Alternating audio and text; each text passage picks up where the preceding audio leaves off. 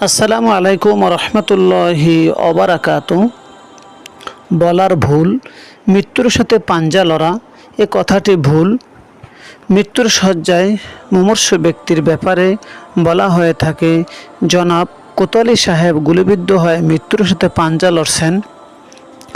এভাবে বলা ভুল। পাঞ্জা লড়ার বিষয়টি সাধারণত সমশক্তি সম্পন্নদের মাঝে হতে হয়, যেভাবে হার জিত উভয়ের সম্ভাবনা থাকে। কিন্তু মৃত্যুর ব্যাপারটি এমন নয়। মৃত্যু হলো সরাসরি আল্লাহ তাআলার হুকুম। এর সাথে একজন দুর্বল মানুষের পাঞ্জা লড়া প্রশ্নই আসে না। কোন মুসলমান এ বিশ্বাসও রাখে না। অসাবধানতার কারণে এ ধরনের কথা মুখে চলে আসে, যা পরিহার করা উচিত।